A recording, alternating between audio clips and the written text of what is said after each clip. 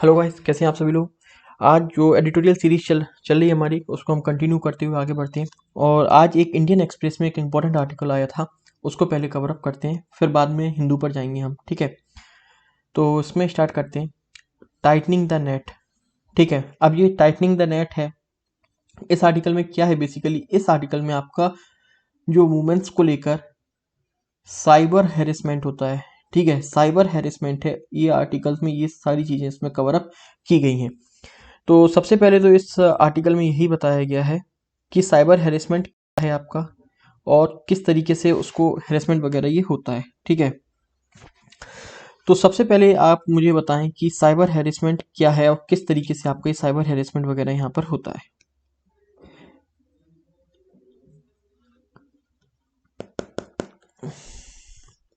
ठीक है, तो इसमें अगर हम देखें साइबर हैरेसमेंट में क्या होता है, बेसिकली आपका वुमेन्स के लेके जो साइबर हैरेसमेंट है उसमें पहले हम देख लेते हैं क्या क्या चीज़ें हैं। जैसे कि एक होता है आपका फोटो मॉर्फिंग। अब फोटो मॉर्फिंग क्या होता है कि कोई भी फोटो किसी के साथ है, लेकिन उसकी उस फोटो को मॉर्फ कर दिया जाएगा और उस चेहरे की जगह किसी और का चेहरा यहाँ पर लगा दिया जाएगा, उसको बोलते हैं फोटो मॉर्फिंग। करेक्ट। स्टॉकिंग, किसी को बिना बताए उसके पीछे पड़ जाना, उसको फेसबुक पे फॉलो करना, ट्विटर पर किसी भी तरीके से उसको साइबरी ऑनलाइन फॉलो करना, ठीक है, उसकी सारी एक्टिविटीज पर नजर रखना, वो क्या होता है आपका स्टॉकिंग। इसके बाद आप साइबर बुलिंग देखेंगे। बुलिंग क्या होता है, थ्रेटन करना, किसी को ऐसे मैसेज करना जिससे थ्रेटन किया जाए उसे, वो होता है आपका साइबर बुलिंग। इसके बाद आप देखेंगे यहाँ पर प्रोफाइलिंग भी होती है। प्रोफाइलिंग में क्या होता है, किसी की आप फेक प्रोफाइल बना लेते हैं, उस पर फिर कई प्रकार के आप मैसेजेस या उसकी फोटो के साथ आप देखते होंगे ना कि कई बार मैसेजेस हो जाते हैं, किसी की फोटो लगाकर उसके साथ एक नंबर से वायरल कर दिया जाता है। तो ये सारी चीजें आपकी प्रोफाइलिंग वगैरह में होती है। तो ये सारी चीजें ये बताई गई हैं बेसिकली इस आर्टिकल में। ये आर्टिकल है क्या आपका, ये आर्टिकल लिखा गया है आपका मीरन बोरांकर के द्वारा, ये आर्टिकल लिखा गया है। इन्होंने यहाँ पर क्या बताया है, ठीक है, इन्होंने बताया है कि एक दिन क्या हुआ, उनको एक सुबह ईमेल आया। ओके, उनको एक ईमेल आता है वहाँ पर, जहाँ पर एक यंग लड़की उनको थ्रेटन करती है। ठीक है, उनको बोलती है दैट वो सुसाइड कमिट करने को जा रही हैं, क्योंकि उनका जो एक्स बॉयफ्रेंड था बेसिकली, वो एक्स बॉयफ्रेंड अब उनकी जो फोटो वगैरह मूव कर कर सर्कुलेट करने की धमकी दे रहा है। सो इन्होंने क्या किया, बेसिकली ये है कौन, पहले तो आपको ये बता दें, ये आईपीएस ऑफिसर हैं। ठीक है, ये आईपीएस ऑफिसर हैं, तो इन्होंने एक एफआईआर दर्ज करा दी। पुणे पुलिस साइबर सेल में एक एफआईआर दर्ज कराते हुए इन्होंने उस लड़की से कहा कि आप टेंशन ना लें, सारी चीज़ें सॉल्व हो जाएंगी। बट लेकिन साइबर जो पुणे पुलिस साइबर सेल की जो ऑफिसर थे, उन्हें इमरजेंसी के कारण कहीं पर छुट्टी पे जाना पड़ा, और ये जो एफआईआर हुई ये ठंडे बस्ते में चली गई। तो बाद में एक और मैसेज आता है कि अब वो सुसाइड करने जा रही हैं। तो यहाँ पर बेसिकली ये बताया गया कि ये तो अब पहले की बात होगी, 2011 की ये कंप्लेंट थी। फिर बाद में इन्होंने एक्शन वगैरह लिए, पर उन्होंने बताया 2011 की कंप्लेंट थी। आज के समय में तो कई सारी टेक्नोलॉजीज वगैरह आ गई हैं, जैसे कि साइबर टेक्नोलॉजी वगैरह, और कई सारे यहाँ पर लॉ, सीईआरटी वगैरह लॉ वगैरह यहाँ पर आ गए हैं, लेकिन उस समय ये सारी फैसिलिटीज नहीं थी। पर ये सारे लॉ, ये सारी चीजें आ गई हैं, उसके बाद भी आप देखें अभी क्या हो गया, 10 साल हो गए, एक डिकेड बीत गया, और यहाँ पर यूजर्स भी ज्यादा बढ़ गए हैं।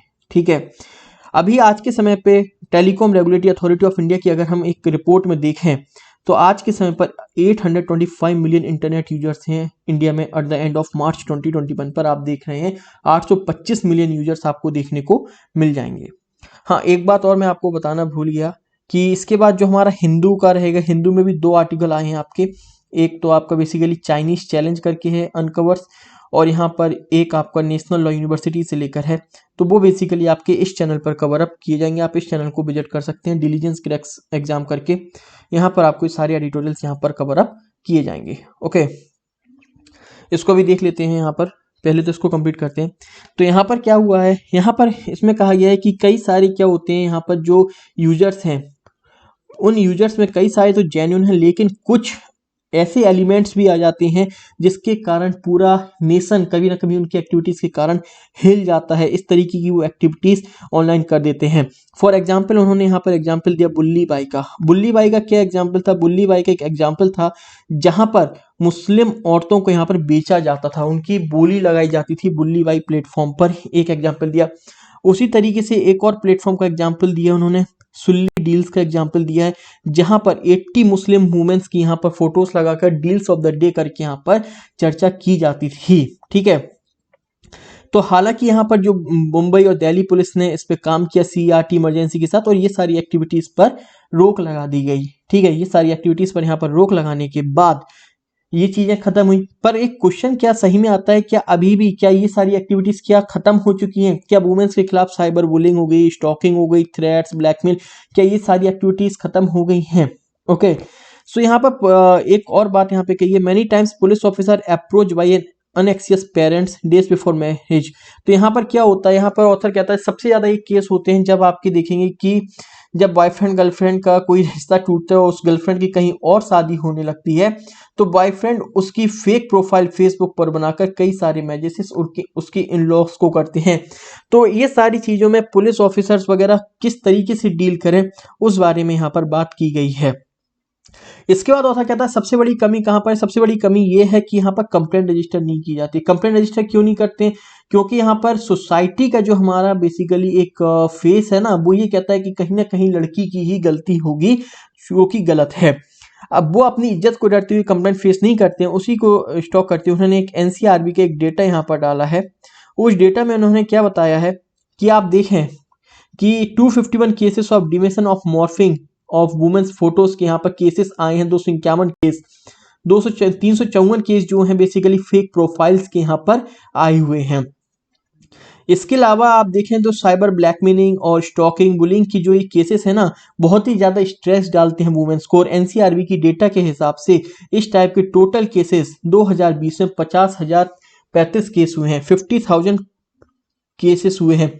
उसमें से 20% केसेस सिर्फ वुमेन्स के खिलाफ हैं, 10,000 केसेस करीबन करीबन सिर्फ वुमेन्स के खिलाफ हैं। तो कहीं ना कहीं ये दिखाता है, ये फैक्ट्स जो दिखा रहे हैं कि वुमेन्स की कंडीशन, वुमेन्स के ऊपर कितना स्ट्रेस आ रहा है साइबर बुलिंग के कारण। ओके, इसके बाद यहां पर क्या है, to find out the true magnitude of cyber crime, promote reporting and registration are the only option. अगर आपको इन सारी चीजों को खत्म करना है तो क्या करना होगा, कहीं ना कहीं इसके खिलाफ रिपोर्ट करनी होगी। अगर ये रिपोर्ट नहीं होगी ना तो इनके दिमाग खराब होते चले जाएंगे। अगर दिमाग खराब होंगे तो इस टाइप की एक्टिविटीज को क्या है, इस टाइप की एक्टिविटीज और ज्यादा बढ़ेंगी, वो एनकरेज होंगे, वो अपने आप को बहादुर समझेंगे इस टाइप की एक्टिविटीज को लेकर। जैसा कि मैंने बताया, पोर्नोग्राफी, सेक्स चैट्स, ब्लैकमेलिंग, ये सारी चीजें आपकी होती हैं। इस पर एक ही तरीके से रोक लग सकती है जब इनकी रिपोर्टिंग होगी। पर क्या रिपोर्टिंग होना एक सफिशिएंट है? क्योंकि आज के दिन में हम देख रहे हैं कि ये कई सारी इंटरनेशनल गैंग बन चुकी हैं जो कि आउट ऑफ इंडिया से डील कर रही हैं। अगर आउट ऑफ इंडिया से डील कर रही हैं और हम लोकल पुलिस, लोकल ऑफिसर्स में जाकर यहाँ पर अगर कंप्लेंट रजिस्टर कराएंगे तो क्या वो इतनी कैपेबल हैं कि इन एक्टिविटीज से डील कर पाए? तो ऑथर कहता है कि बिल्कुल नहीं है। उसके लिए इंडिया ने स्टेप्स ले रखे हैं, उसके लिए इंटरनेशनल कोऑपरेशन बहुत ज्यादा जरूरी है, जहां पर इंटरनेशनल जो कंट्रीज हैं वो लोकल लेवल पर काम कर सकें। और उसी के मद्देनजर रखते हुए CERT, computer emergency response team ने बहुत ही अच्छी तरीके से अपनी ड्यूटी निभा रही है और बहुत ही अच्छी तरीके से यहाँ पर काम कर रही है। पर इतने से कुछ नहीं होने वाला। ऑर्गेनाइजेशंस कितना कर पाएंगी जब तक कि खुद एक स्टेप्स नहीं लिया जाएगा, जब तक खुद अवेयरनेस नहीं बढ़ाई जाएगी सोसाइटी में साइबर सेफ्टी और साइबर सिक्योरिटी के लेकर, यंग गर्ल्स में और वुमेन्स में अगर खुद स्टेप्स नहीं लिए जाएंगे, अवेयरनेस नहीं की जाएगी, तो ऑर्गेनाइजेशन कुछ नहीं कर सकती है। और इसके अलावा जरूरी नहीं है कि ऑर्गेनाइजेशन ही एक्शन ले। इस टाइप की जो अवेयरनेस के प्रोग्राम्स है ना, वो स्कूल्स, कॉलेजेस, यूनिवर्सिटीज, कम्युनिटीज में भी यहाँ पर एक्टिव रोल इनका होना चाहिए कि क्या क्या साइबर सेफ्टी मेजर्स हैं अपने पास, इन सारी चीजों पर ध्यान देना होगा।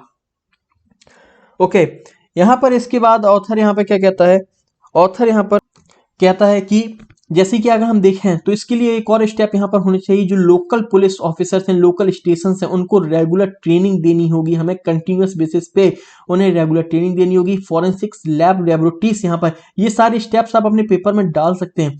फॉरेंसिक लेबोरेटरीज यहाँ पर सेटअप करनी होगी जिसमें टाइम टू टाइम वो एविडेंस कलेक्ट कर पाएं और ये जो मॉर्फिंग, प्रोफाइलिंग वाले केस होते हैं इनको खत्म कर सकें। इसके लिए क्या होगा, टेक्नोलॉजी की हेल्प लेनी होगी। बट प्रॉब्लम कहां पर आ जाती है, प्रॉब्लम आ जाती है आपकी स्टेट्स के पास सफिशियंट जो फॉरेंसिक लैब्स हैं, साइबर एक्सपर्ट्स हैं, इवन उनके पास पैसा भी नहीं है कि वो इन सारी चीजों में लगा पाएं। इसके लिए सेंट्रल गवर्नमेंट ने क्या किया, सेंट्रल गवर्नमेंट स्टेट्स को पैसा प्रोवाइड कर रही है under cyber crime prevention against womens and children, CCPWC, ये आप इंपॉर्टेंट है डाल सकते हैं। इससे क्या होगा, इससे आप जो साइबर फॉरेंसिक कम ट्रेनिंग लेबोरेटरीज है ना, वहां पर आप बेसिकली ये सारी फॉरेंसिक लेबोरेटरीज स्टेट में ओपन हो, इसके लिए पैसा यहाँ पर डालने जा रहा है सेंट्रल गवर्नमेंट के द्वारा under cyber crime prevention against womens and children के द्वारा, स्कीम्स के द्वारा। इसके बाद क्या है, सबसे इंपॉर्टेंट स्टेप क्या लेना होगा, जो साइबर क्राइम्स है ना उनके लिए फास्ट ट्रायल करना बहुत ज्यादा जरूरी है। अगर फास्ट ट्रायल होगा ना तो लोगों के अंदर डर होगा, जैसे कि बुल्ली बाई वाली केस में हुआ, फास्ट ट्रायल हुआ, लोगों के अंदर डर पैदा होगा। बट अगर हम अगर कंडीशन देखते हैं 2020 में जो कोर्ट ट्रायल हुए ना, उसमें से 2020 में सिर्फ 9 केसेस को ही यहाँ पर साइबर क्राइम जो ब्लैकमेलिंग और थ्रेटनिंग हुए थे वो डील हुए हैं, विद 66.7% कन्वेक्शन रेट है। 393 केसेस अभी भी पेंडिंग में है हमारे पास। सिमिलरली आप स्टॉकिंग और बुलिंग के अगर केसेस देखते हैं स्टॉकिंग वगैरह के, तो 29 केस अभी भी हैं जहां पर 27.6 कन्वेक्शन रेट है और 1508 केसेस पेंडिंग में हैं। तो साइबर क्राइम में लोगों को डर पैदा होगा कैसे, ऑथर का कहना है यहाँ पर, ठीक है ना। ये सारे केसेस आप देख सकते हैं, फेक प्रोफाइल के केसेस भी यहाँ पर पेंडिंग है। तो इसके लिए आपको स्पीड ट्रायल के लिए स्पेशल ट्रेनिंग जुडिशियल ऑफिसर्स वगैरह को देनी होंगी। आफ्टर दैट यहाँ पर टेक्नोलॉजी पे बहुत ज़्यादा काम करना होगा, लोगों को अवेयरनेस करना होगा। ऑथर बाद में कहता है अवेयरनेस के बिना नहीं होगा, लोगों को खुद स्टेप्स यहाँ पर लेने होंगे। ओके, सो गाइस एक बार फिर से मैं आपको बताता हूँ, द हिंदू का एडिटोरियल है, आप जाकर देख सकते हैं द हिंदू के एडिटोरियल्स पर, ठीक है। जो अभी मैंने आपको चैनल दिखाया था उस पर आप देख सकते हैं द हिंदू के editorials. And thank you so much.